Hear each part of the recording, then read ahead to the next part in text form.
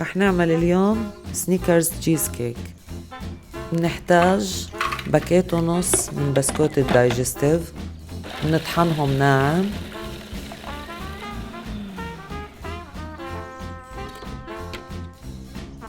بناخد البسكوت اللي طحناه، بنضيف عليه 100 جرام زبدة دايبة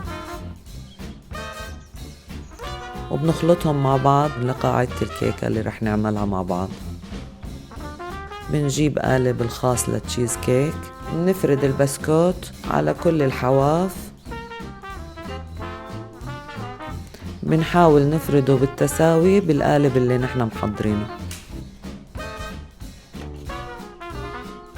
500 جرام جبنة كريمية غير مملحة،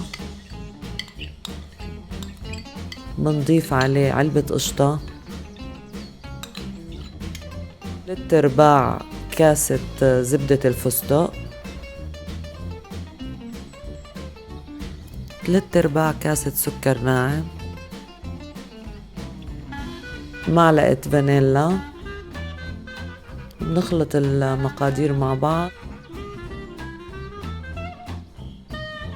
وبعدين نستخدم الخلاط الكهرباء ليتمازج كل المكونات مع بعض 100%. لتحضير الكريمة 3/4 كوب حليب، 3 أكياس ويب كريم.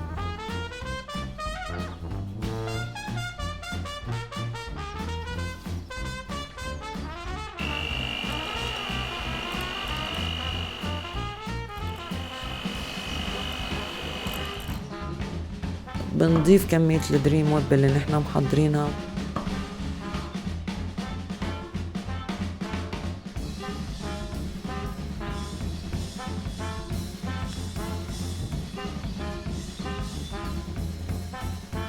نرجع بنخلط تاني مرة بالخلاط الكهرباء.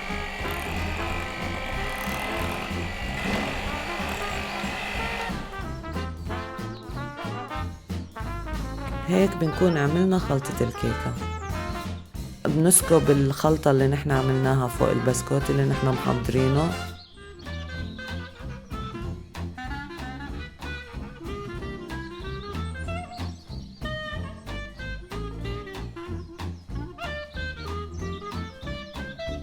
بنحطها بالتلاجة لنحضر خلطة الوش اللي رح نعملها. بمقلة على النار بنضيف 3/4 كاسة كريمة حلويات، بنحطها على النار، بنستناها لتسخن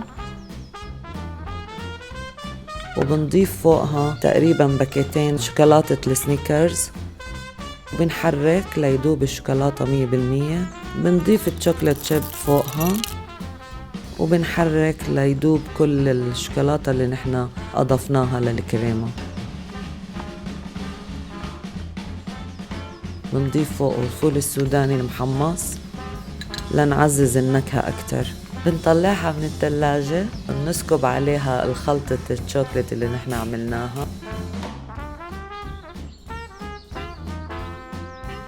وبنزين بالفستق السوداني وبنرجعها على التلاجة 4 ساعات أو ليلة كاملة، وبتكون هيك كيكتنا جاهزة. بصراحة بيتشاهي.